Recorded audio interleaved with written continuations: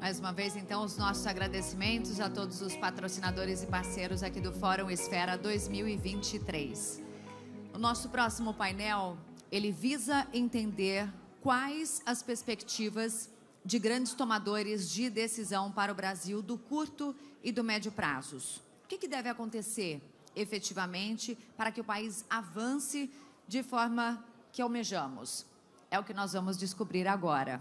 Para isso, eu convido ao palco Roberto Campos Neto, presidente do Banco Central. Seja muito bem-vindo ao palco do Esfera Brasil 2023. Por favor. Vamos receber também Abílio Diniz, presidente do Conselho de Administração da Península Participações. Seja bem-vindo.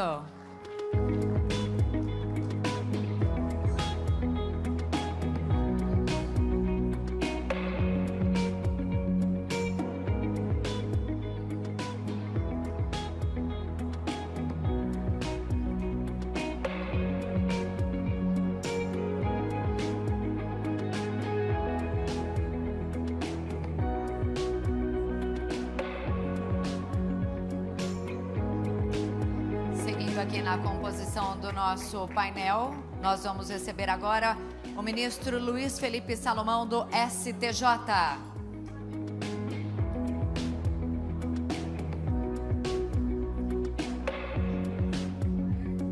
Seja bem-vindo, Paulo Gala, economista-chefe do Banco Master.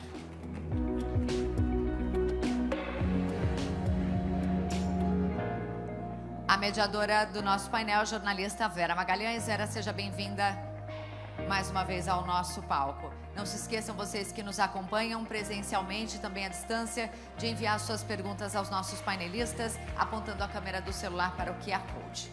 Bom painel a todos. Olá, bom dia de novo. Boa tarde já estamos aqui quase na hora do almoço. Vamos começar aqui o nosso, que é o último painel desse fórum, e super relevante. A gente vai tentar falar dos caminhos e oportunidades para o Brasil, e isso necessariamente passa pela economia, que é o tema da maioria de vocês e da maioria dos nossos painelistas aqui. Queria cumprimentar a todos, agradecer em nome da Esfera e meu, por vocês terem aceitado o convite para estar aqui. Queria começar pelo presidente do Banco Central, Roberto Campos Neto. Presidente, a gente teve uma reunião do Copom recente que decidiu pela queda de 0,5 ponto percentual da taxa de juros, então imagino que essa pauta está mais ou menos superada. Mas, nessa semana, a gente teve a aprovação final do marco fiscal pela Câmara. E ele coloca aí como um imperativo, praticamente, que o governo arrecade muito para cumprir os pressupostos que estão lá, que são ambiciosos, que incluem, inclusive, zerar o déficit no ano que vem. Queria saber como o BC está olhando para isso e olhando para as perspectivas de o governo conseguir arrecadar o que ele precisa arrecadar para fazer o marco fiscal parar de pé. Muito obrigado pela pergunta. Primeiramente, bom dia a todos. Bom dia, querido amigo Abílio, ministro Salomão, ao Paulo Gala. Bom dia a todos.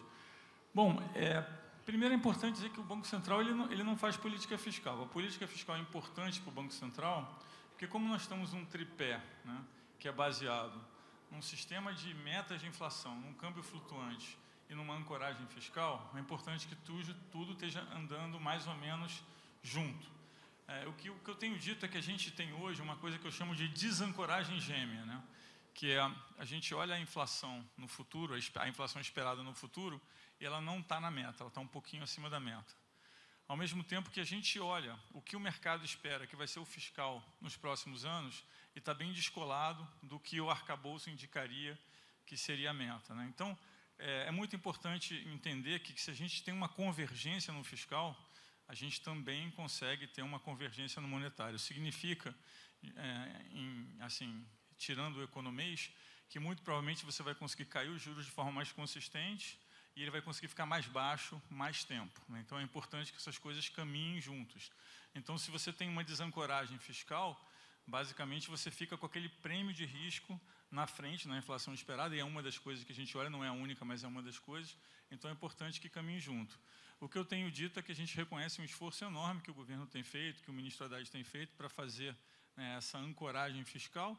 Não depende só do governo, né, depende de muitas coisas. Tem uma parte que é medidas que estão no judiciário, tem uma parte que está no Congresso, mas a gente entende que está caminhando na direção certa, e à medida que as medidas arrecadatórias elas se concretizem, forem sendo aprovadas, eu acho que essa diferença entre o esperado de fiscal e o prometido diminui, e aí faz com que a gente consiga ter um movimento de juros mais sustentável, mais estável, né, e mais eficiente. Só para a gente encerrar essa primeira rodada, antes de eu falar com os nossos outros painelistas, ainda a esse respeito, tem uma discussão grande no Congresso a respeito da tributação de fundos exclusivos e de empresas offshore. Isso estava embutido numa medida provisória, mas foi retirado para ser tratado ou em medida provisória própria ou em projeto de lei. Isso, de alguma maneira, mexe aí também com expectativas do mercado financeiro, dos bancos, etc. O BC olha para essa medida, vê a viabilidade dela, vai contribuir de alguma maneira nessa discussão? Bom, Quer que eu respondo primeiro? Deixa só o Roberto completar e eu quero ouvir o Abílio também sobre isso, com certeza. Não, é rápido. Do nosso lado, o que a gente fez há algum tempo atrás, e foi, o Banco Central não participa, obviamente, de confecção de medida fiscal, mas o que a gente fez a gente olhou a diferença do que era declarado no imposto de renda e o que estava no CBE, que é valor a mercado, para tentar estimar qual era o potencial de arrecadação de uma das medidas, que é você ser capaz de aumentar o valor, né, da sua offshore, pagando o diferencial de imposto com uma alíquota que iria ser determinada. Foi uma coisa que a gente fez há algum tempo atrás. A gente não olha medidas específicas, mas a gente entende que é importante que venha, né, uma melhora na arrecadação. A arrecadação corrente está frustrando um pouco, por diversas razões, e é importante também que sejam medidas que sejam sustentáveis, né? Algumas medidas de arrecadação acabam tendo uma coisa que a gente chama de erosão de base, é que você cobra o imposto, mas a base diminui. Então, é importante que as medidas sejam medidas que a gente consiga, vamos dizer assim, perpetuar a sua cobrança com eficiência, sem gerar muita má alocação de recursos no caminho. Então, agora eu quero ouvir o Abílio a respeito dessa proposta de taxação de fundos e de offshore. Depois quero ouvir o Paulo também a esse respeito, sobre como ele vê essa discussão agora, que é muito relevante. Abílio, por favor. Bom, boa tarde a todos. Queria agradecer ao João Camargo, a sua família, a Esfera, que está aqui. Queria pedir desculpa aos meus amigos que estavam aqui na frente e se assustaram com o tombo que eu levei. Fiquem tranquilos. Eu já estou marcado para no sábado, próximo sábado, trocar esse joelho aqui, tá? Botar um novo. Tá? Muito obrigado para aqueles que se preocuparam comigo. Vou falar uma coisa. Eu acho que Roberto Campos fez um trabalho, está fazendo um trabalho espetacular no Banco Central, e a prova disso é que, da maneira como nós derrubamos a inflação, nós derrubamos muito mais rápido que os Estados Unidos e que outros países. A Europa está lá estabilizada, ainda não consegue baixar mais, e nós fizemos um esforço muito grande e a inflação está baixando. E tem uma série de coisas que estão acontecendo agora, a perspectiva de queda de juros, enfim, isso dá uma certa animação na economia, tá? E estamos num momento assim de uma certa, eu não diria de euforia, mas num momento assim de conforto, que as pessoas estão animadas e estão comemorando esse momento. E eu não sei se tem muita razão para comemorar. Nós talvez vamos crescer aí 2,5% esse ano, talvez 3%, muito focado no agro, na exportação de soja. Tá? Agora eu pergunto, o que está faltando para esse país? Tá? E eu digo para nós brasileiros, que fazemos parte da sociedade e que, na realidade, temos a nossa interferência com aquilo que faz o governo, que as pessoas estão lá. Está faltando ambição. Está faltando ambição. Sabe que o que nós queremos é crescer 2,5% esse ano, ou 3%, e o ano que vem mais 2% ou 3%. O último ano do governo Lula, em 2010, nós crescemos 7%. O que nós precisamos para esse Brasil? O presidente quer colocar os pobres no orçamento. Como é que se coloca o pobre no orçamento sem crescimento? Como é que se faz isso? E é isso que eu tenho defendido, né, que eu tenho falar, sempre que eu tenho oportunidade, falo com eles, tá? Não dá, nós temos que ter mais ambição, nós temos que ter um plano que nos leve a crescer muito mais do que nós estamos crescendo agora. E é isso que está faltando nesse momento. Não adianta assim, Vera, entrar em questão específica da reforma tributária, do arcabouço fiscal, a reforma tributária também vai ser aprovada, tá? Mas é isso só que nós queremos? Qual é o plano para esse Brasil crescer realmente e se desenvolver? Nós temos total chance perante o mundo. Você olhar as experiências, o que está acontecendo nos outros países do mundo. Nós temos chance de crescer e crescer muito, principalmente nesse momento. Tá? Tem dinheiro de monte para fazer investimento. Nós precisamos atrair esse dinheiro para cá.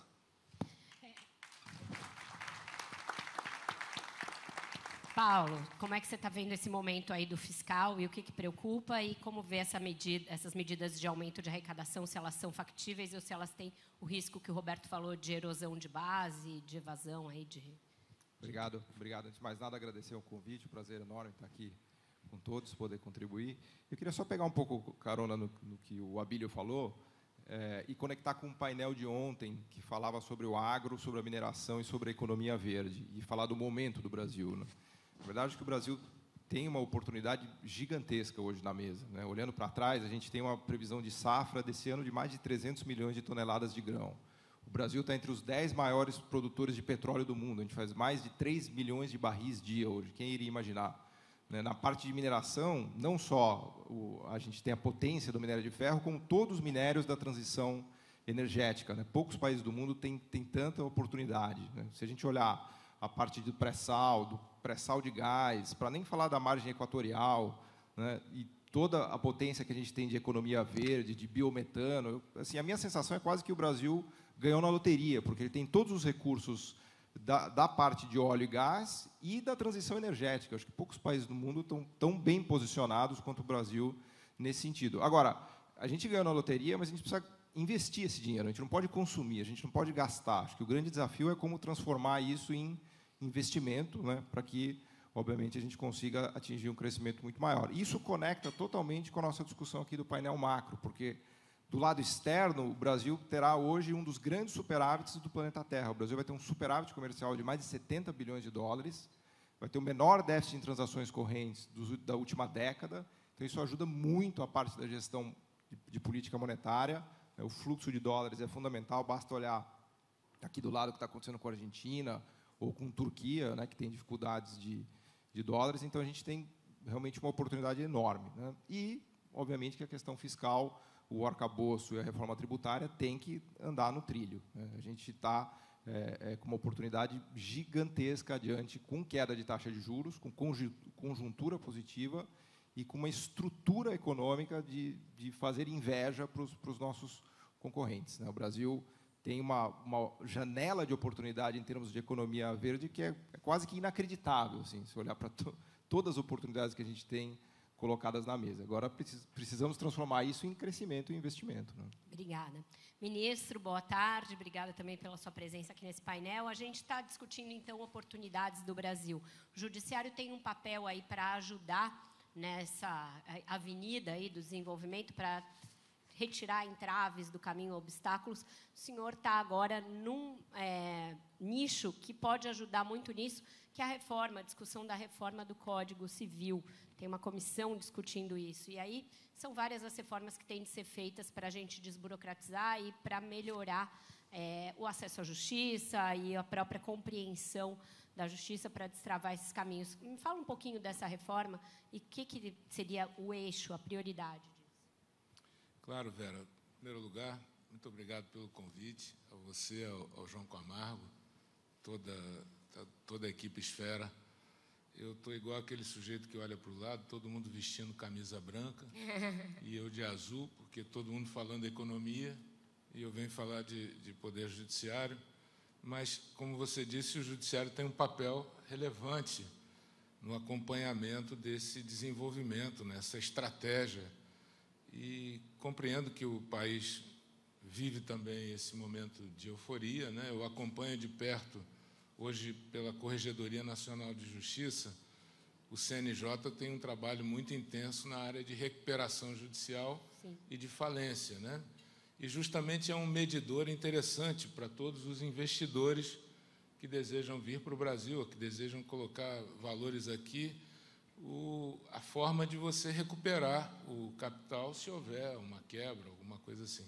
E esse é um ponto que me preocupa muito, porque nós tivemos muitos mecanismos durante a pandemia para evitar falências, recuperações judiciais. Foi um fluxo de crédito muito grande, nós tivemos para as empresas, para as pessoas físicas, benefícios sociais, nós tivemos leis, uma espécie de um conjunto de leis para melhorar o sistema de justiça, mas, e isso evitou muita recuperação, muita falência, mas agora os indicadores estão dizendo que aumentou, e esse acréscimo de falências, de quebras, de empresas com problemas, ela nos sinaliza que é preciso dar oxigênio para essas empresas. Oxigênio é crédito.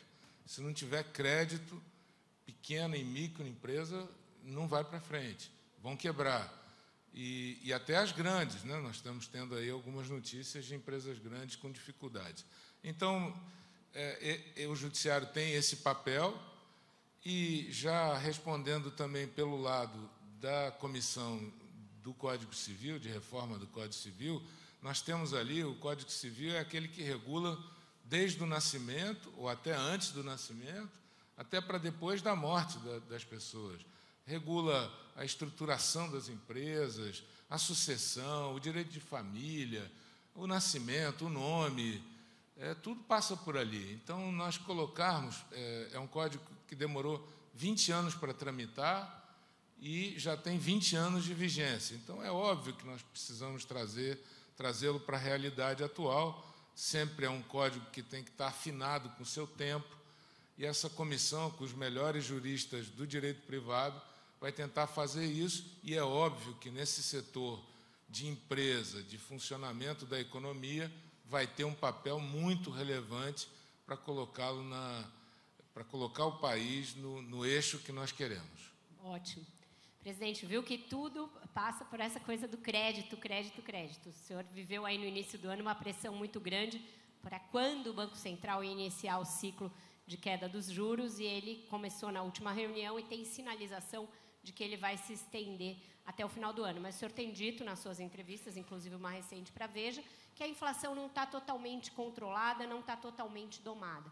E a gente viu o Banco Central americano, o Fed, também enfrentando o mesmo problema, e nessa semana o presidente do Fed dizendo que, se preciso, o Fed vai fazer mais um ciclo de aumento dos juros para conter a inflação. Como que o senhor está vendo esse momento do mundo e o do Brasil, e o que preocupa na inflação? Para que o BC está olhando ainda como um ponto aí de resistência da inflação no Brasil? São várias perguntas em uma só, né? É a mesma coisa, dá para... Mas vamos lá. A parte de inflação, primeiro, infelizmente, não é só a Selic que determina nem a demanda e nem a oferta de crédito, porque a Selic é os juros de um dia. Então, todos os juros depois de um dia depende da vontade e do preço que as pessoas cobram para emprestar dinheiro para o governo e para empresas privadas, né? Então, acho que isso é importante. Primeira coisa que eu acho que é importante no tema da Selic é que a gente tem dito que o nosso objetivo é fazer o pouso suave. O que significa isso? Eu quero trazer a inflação para baixo com o menor custo possível para a sociedade. Então, como é que nós definimos isso de uma forma mais fácil de entender? Bom, eu quero trazer a inflação para baixo com a menor queda do PIB possível, eu quero trazer a inflação para baixo com a menor geração de desemprego possível, ou seja, com o máximo de emprego possível que eu conseguir, e eu quero trazer o PIB para baixo gerando o mínimo de ruptura no canal de crédito possível. Quando a gente olha, e eu mostrei isso na apresentação do Senado, o que o Brasil tem feito, até foi um conceito que a FMI usou para o biênio 23-24, o que o Brasil fez em termos de queda de inflação versus quanto custou em termos de PIB, de crédito e de emprego, tem poucos países do mundo que fizeram o que a gente fez. Então, eu acho que nisso a gente pode dizer que a gente pode dizer que o Banco Central fez aí um pouso suave. O que a gente olha na inflação? A gente olha três dimensões. A inflação corrente, como é que a inflação corrente está se comportando? Será que tem algum componente da inflação corrente que me diz alguma coisa sobre a tendência? Isso é importante. Obviamente, a inflação corrente é uma coisa que a gente já não tem instrumentos para debelar. Porque quando eu faço alguma coisa, quando o Banco Central faz uma coisa de política monetária, ela tem uma janela entre 9 e 18 meses de atuação. Mas a gente olha a inflação corrente para ver se tem alguma tendência. Recentemente, até, tivemos um número de inflação um pouquinho pior. Muito carregado em elementos voláteis. Teve um tema de carro, né, que após o programa do governo, quando fez o programa, caiu um pouquinho menos que a gente achava e no mês subsequente ficou um pouquinho mais alto. Se você pegar alimentação fora do domicílio e automóveis dentro da parte de transporte, explica quase toda a surpresa. Mas a gente não se comporta com dados de tempo real, então a gente olha isso como uma tendência. É a primeira coisa. Segunda coisa, a gente se pergunta qual é a capacidade que o país tem de crescer sem gerar inflação. Então, isso é uma coisa que os economistas gostam de chamar de hiato. E é uma variável não observável e é super complexo. Mas, basicamente, será que eu consigo crescer muito mais sem gerar inflação? E aí tem que olhar isso de forma segmentada, porque tem setores que você tem mais espaço, tem setores que você tem menos espaço. Hoje tem um problema de mão de obra que é meio crônico em alguns países no mundo, então a gente olha isso. E a terceira parte é a parte de expectativa. Como é que está a expectativa de inflação à frente? Mas aí você pode perguntar, mas por que eu estou olhando a expectativa à frente se eu estou tomando uma medida hoje? Por que eu estou olhando a expectativa de 1 ano, 2 anos, 3 anos? Bom, exatamente porque quando eu faço uma coisa hoje, quando nós fazemos uma coisa hoje, ela leva tempo para maturar. Então eu preciso, né, como se estivesse pilotando o carro hoje, olhando lá na frente para ver se tem alguma curva ou algum obstáculo. Então isso é um pouco o que a gente faz. E quando a gente olha essa expectativa de inflação, a gente olha não só a expectativa do Focus, que é o que os analistas enviam para o Banco Central, a gente olha também expectativas de mercado, né? Tem uma coisa chamada inflação implícita, que é o que a gente consegue extrair dos preços de mercado, e a gente olha outros índices também de inflação para ver se tem alguma informação. A gente está no caminho de construir um índice de inflação com empresários, que hoje a gente tem muito mais com o mercado. A Fundação Getúlio Vargas, onde o Paulo está, tem um índice que olha o preço dos sentimento dos consumidores de inflação. Ele é geralmente até mais elevado do que o dos analistas, isso ocorre em outros lugares do mundo também, então esse é um ponto. Então, e aí a segunda parte da pergunta, que é os Estados Unidos, eu vou tentar ser bem rápido, porque o que está acontecendo lá eu acho que é mais complexo um pouco. Eu acho que os Estados Unidos, apesar de isso não está muito evidenciado, eu acho que os Estados Unidos está passando por uma coisa que não passa há muito tempo, que as pessoas estão começando a questionar o fiscal, né? Os Estados Unidos esse ano vai gastar 2 trilhões, estamos falando entre 8% e 9% do PIB.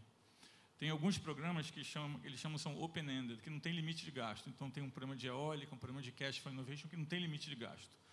E aí a FIT levantou a mão em algum momento e falou, olha, seu fiscal aqui está... Né? E aí o mundo acordou para um negócio que já está acontecendo há bastante tempo. Quando a gente pega o crescimento do segundo TRI, que deve ser super forte nos Estados Unidos, a gente tem uma estimativa que foi injetado no segundo TRI 700 bilhões de dólares nos Estados Unidos. Como isso começou a fazer com que a curva longa de juros suba um pouco, aliado a outras notícias, eu acho que hoje, né, a gente está olhando muito o que o Fed está fazendo, mas esse movimento recente da curva longa nos Estados Unidos, acho que está associado um pouco ao fiscal também, e se a gente olhar, ele está bem paralelo com as notícias de fiscal que tem saído. Os republicanos, em geral, dizem que no ano que vem vai ter um gasto muito menor, então a gente tem que pensar que os Estados Unidos talvez, né, tenha uma desaceleração grande, porque se eu estou num ano que eu estou gastando 2 trilhões, eu vou para um ano que estão dizendo que vão gastar 400 bilhões, e no ano que eu estou gastando 2 trilhões, meu crescimento vai ser 2 e pouco, provavelmente eu vou desacelerar. Além disso, tem toda a política monetária que foi feita, a subida de juros, que leva tempo até impactar a economia. Então, talvez a gente esteja passando por um momento agora, olhando para frente, que os Estados Unidos vai desacelerar. E a pergunta é como ele vai desacelerar, essa desaceleração vai ter ruptura de preços ou impacto em prêmio de risco, e se essa desaceleração vai ser organizada ou desorganizada. Acho que essas são as questões principais. E aí tem um tema de China que eu imagino que vai ser uma pergunta para depois, que acho que está ligado a isso também. Obrigado. Tá bom. Abílio, você falou que o Brasil precisa ter um plano para crescer sem ser voo de galinha e sem ser esse pare e anda.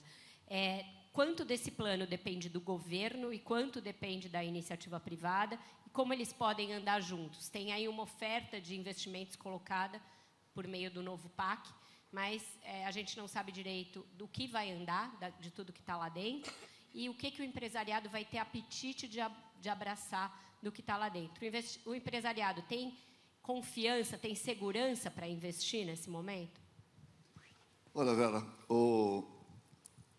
2 dias atrás, eu estive com o ministro Rui Costa da Casa Civil, ele esteve comigo, e dali ele ia para a Fiesp. eu disse para ele, ministro, peça para a turma tirar os projetos da gaveta. Peça para a turma investir, tirar os projetos da gaveta. Agora, o que precisa, né, para nós, empresários, investirmos, tanto os empresários brasileiros, como aqueles que vêm de fora, o capital que vem de fora, nós precisamos de duas coisas fundamentais. Segurança política e segurança jurídica. Precisa dar isso, tá, para que se tenha realmente possibilidade para aqueles que têm capacidade de investir, fazerem o investimento. Tá? Isso é fundamental. Agora, eu queria, se o presidente Roberto me permite, foram duas colocações que você fez, que eu queria esticar um pouquinho, né, do que você está, acho que você está muito bem, com receio que a inflação não repique, tá? Você está cauteloso, eu acho que é importante. Agora, o que acontece com a inflação? Primeiro, você precisa ter uma austeridade fiscal. Se você não tiver austeridade fiscal, isso vai mexer com o processo inflacionário. Segundo ponto, tá? Não adianta você estimular só o consumo, só o serviço, se você não estimula a oferta. Tá? Para isso, então, quer dizer, precisa de investimento. Tá? É fundamental. Eu não quero me alongar muito, mas é um comentário que eu ia fazer em cima do que você falou. Agora, sobre os Estados Unidos. Meados de 2001, eu estava já terminando a pandemia, eu estive lá nos Estados Unidos, muitas vezes eu tenho casa lá, estava nos Estados Unidos, eu senti um pouco, não só conversando com gente do mercado financeiro, como também conversando com o povo. Eu fiquei com uma sensação, voltar para cá, a conta vai chegar, isso em 2021. E chegou. A quantidade de estímulos que foram dados. Tá? Roberto, ainda hoje, né, você anda para as lojas, estou contratando, Escuta, lá está com desemprego nível 3%, tá certo? É muito baixo, é quase que o recorde de baixa. Tá? E as pessoas, tem muito que não quer trabalhar ainda, porque ainda tem os reflexos todos, enfim, de todos os estímulos que foram dados. Essa questão de estímulos, você tomar cuidado sempre com eles, que não dê uma dose exagerada. Tá? Então, tem certas coisas aqui no nosso país, quando digo que está faltando ambição, sim, falta ambição. Eu acho que falta ambição até para nós. Tá? Nós devemos clamar, tá, por um crescimento maior desse país, e nós temos condição de crescer. Nós temos condição, foi falado no petróleo, foi falado de várias coisas que nós temos aqui. Nós temos total condição de crescer, e tem capital para ajudar o crescimento. Nós vamos dar condição que isso aconteça. O ministro Haddad está aí procurando mais e mais e mais receita, tá, para cumprir o arcabouço fiscal. Claro, só vai cumprir se tiver receita. Tá? E aí, a melhor maneira de aumentar a receita é bota a economia para funcionar, acelera a economia, faz o país crescer. Você vai ter muito mais arrecadação, vai ter muito mais imposto. Então, obrigado. Sabe, esses aplausos de vocês me estimulam a seguir em frente, né, com as coisas que eu faço, né, e com o meu diálogo, inclusive, com gente do governo. Tá? E, às vezes, nesse diálogo, a gente não pode entrar exatamente naquilo que ele faz, mas nesse diálogo também a gente aumenta a amizade com os amigos. Tá? A gente não pode entrar naquilo que ele faz. Nunca cheguei para você, Roberto, e aí, como é que é? Tá? Aliás, uma das primeiras conversas que eu tive com o Roberto foi: você tem que seguir os teus dogmas. Você tinha acabado de chegar no Banco Central, você tem que seguir os seus dogmas. Tá? Tem dogma, o presidente do Banco Central tem dogma, tá? E tem que segui-los. Bom, mas, enfim, obrigado. Já falei demais, pastor. Não, imagina. Ele provocou segurança jurídica, eu quero ouvir o ministro. A gente pode garantir para o investidor que o Brasil está caminhando para garantir mais segurança jurídica, ou ainda precisamos melhorar muito nesse quesito? Olha, Vera, eu acho que temos evoluído bastante nos últimos tempos com a conscientização dos juízes, a partir de inúmeras ferramentas que a gente tem, de precedentes vinculantes, súmulas, agora filtros para subida de recurso.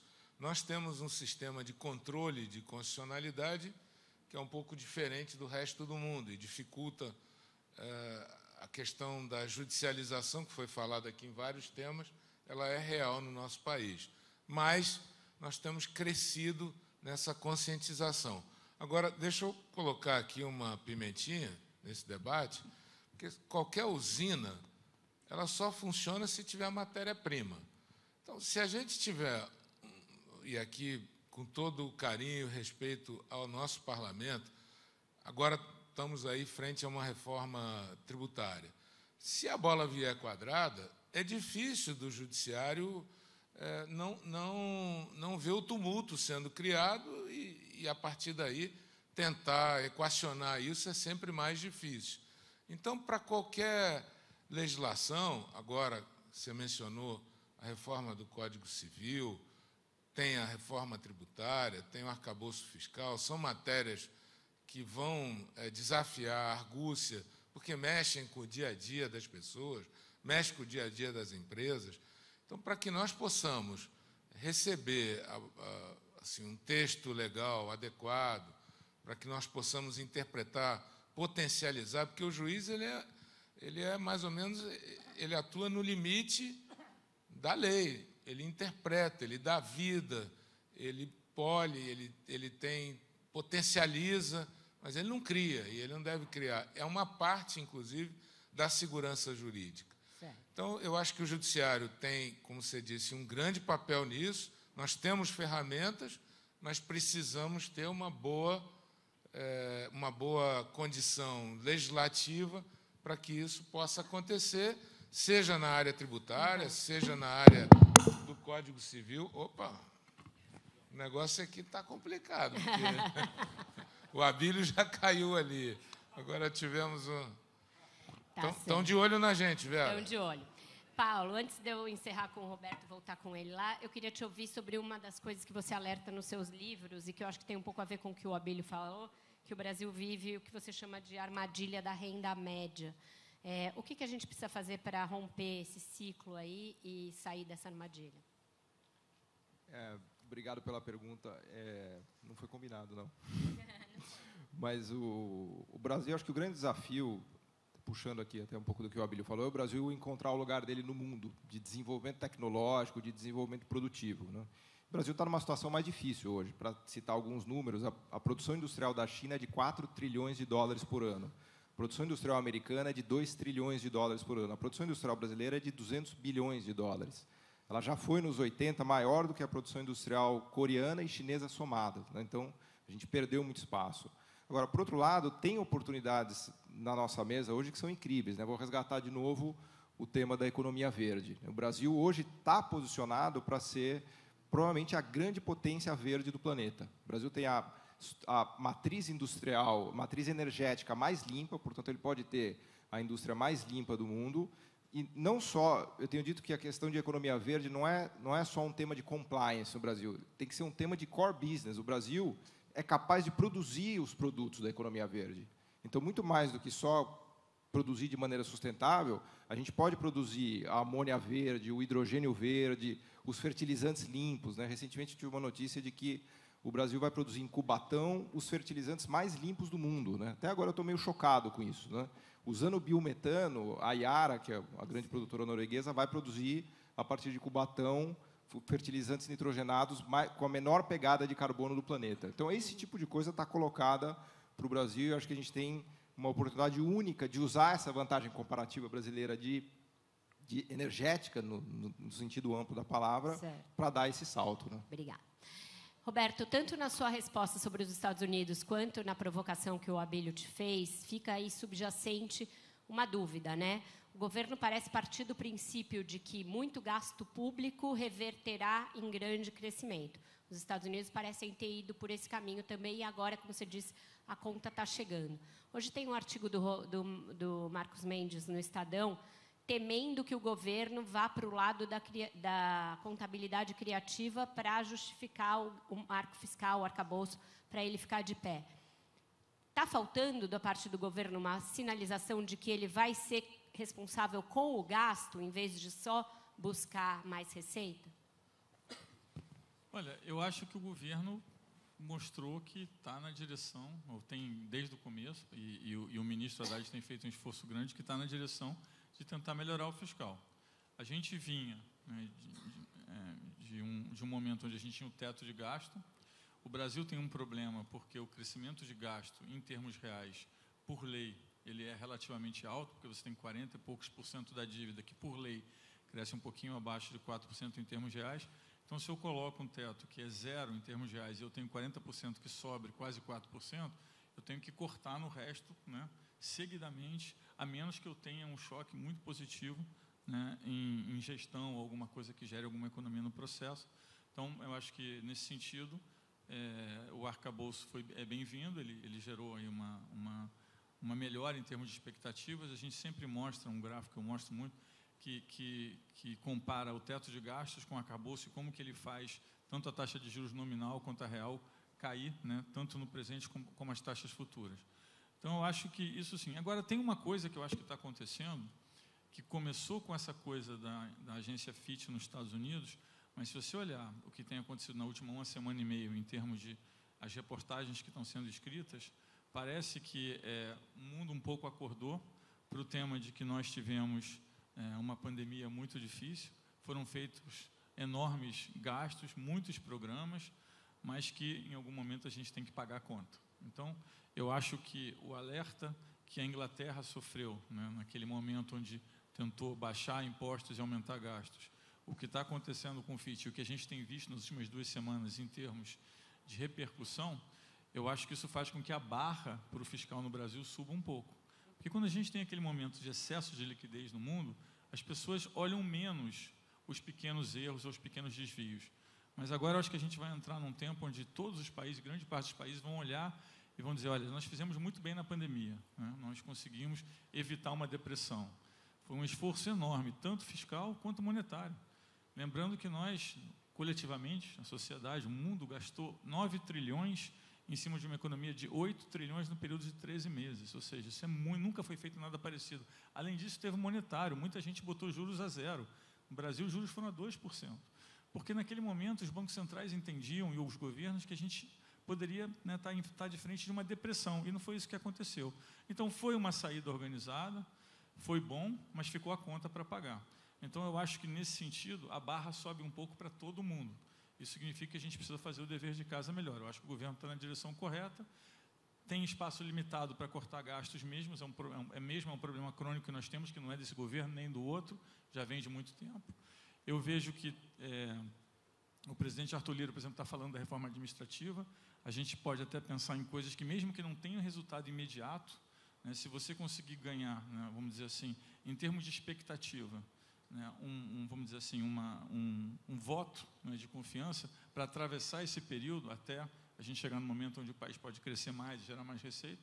Eu acho que todas as iniciativas nesse sentido fazem sentido. Então, mas eu acho que o governo está fazendo um esforço grande, não depende só do governo, a gente tem que esperar um pouco as medidas, mas eu só ressaltaria que eu acho que a barra ficou um pouquinho mais alta, né, e não é só Brasil, está acontecendo isso em vários outros lugares.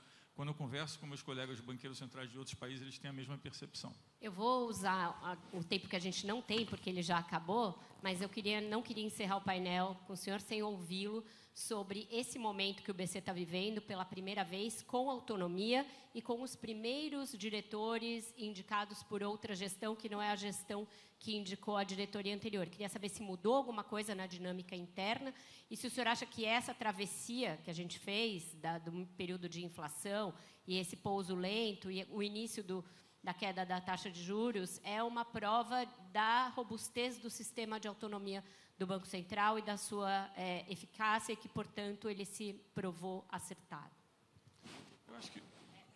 Eu acho que o Banco Central se mostrou ser uma instituição muito técnica, com um corpo de funcionários altamente qualificado.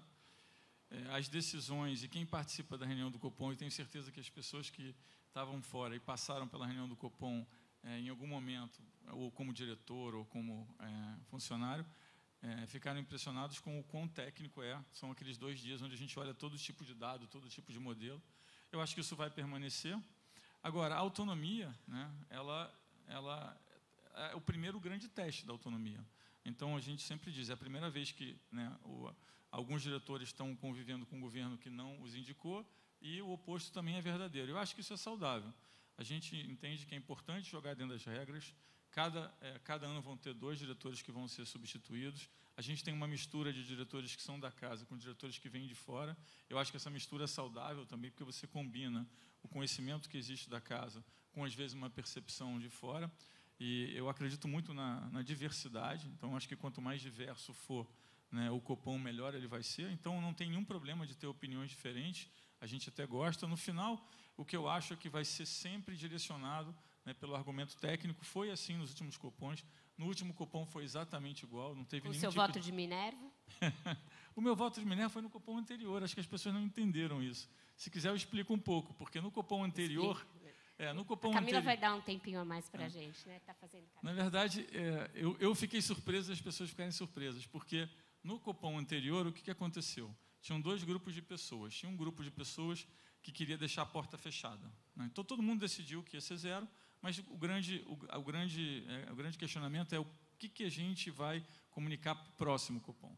E aí tinham dois grupos. Tinha um grupo que queria deixar a porta fechada e tinha um grupo que queria deixar a porta aberta, mais ou menos empatado. Nós tínhamos 8 pessoas naquela reunião, porque tinha um que não tinha entrado ainda e não tinha feito a substituição. Então, tinham 8 pessoas. E aí os argumentos eram, bom, o que a gente tem entre esse Copom e o próximo Copom? A gente tinha a definição da meta, que é muito relevante, é muito difícil você pensar numa estrutura de atuação de juros sem saber qual é a sua meta, né? Então, a gente tinha a meta, a gente não sabia qual era a meta, a gente não ficou sabendo sobre a meta até bem pertinho, até no dia da reunião, inclusive. E tinha um outro tema que existia uma teoria, ou existia um viés de algumas pessoas de que, olha, a inflação, os núcleos, estão começando a se comportar melhor. E a gente vai ter números entre uma reunião e a outra que vão mostrar isso. Tinha pessoas que achavam que sim, tinha pessoas que achavam que não. Em relação à meta, também tinha uma divisão, porque tinham pessoas que diziam, não, mesmo que a meta fique em 3%, já está precificado no mercado, então a inflação futura não vai cair. E tinham pessoas, acho que até eu estava um pouco sozinho nessa aí, que achava que, não, se fosse colocado a meta em 3, a inflação futura ia cair suficiente para abrir espaço, né, para cair os juros. Então, para as pessoas que queriam deixar a porta fechada, o argumento era, bom, se a gente tem coisas tão importantes, e eu acho que essas coisas vão ser positivas, por que perder grau de liberdade? Seria melhor deixar a porta aberta, mas foi uma divisão. E meu voto foi o voto de Minerva para colocar na comunicação, na ata, que a visão predominante era de deixar a porta aberta. Esse foi meu voto de Minerva. Aí você pula de um Copom para o outro, o que aconteceu? De fato, as duas coisas aconteceram. A meta foi fixada em 3, a expectativa de inflação caiu e a inflação, os núcleos começaram a melhorar. Então, quem estava em 0, quem queria deixar a porta fechada, pensou, bom, não tem mais como deixar a porta fechada porque teve uma melhora. Eu vou votar em 25. E as pessoas que queriam deixar a porta aberta, naturalmente pensaram, bom, o juro real já caiu bastante, o juro real subiu bastante, porque a inflação caiu, dá para a gente iniciar um processo de ajuste. E eu estava na reunião anterior nos que queriam deixar a porta aberta e, portanto, estava também no grupo que queria iniciar com 50. Então, o voto de Minerva, na verdade, foi na reunião anterior, não nessa. Tá certo. Agradeço a todos, obrigada também à compreensão de todos por eu ter explorado mais o Roberto. Obrigada a todos.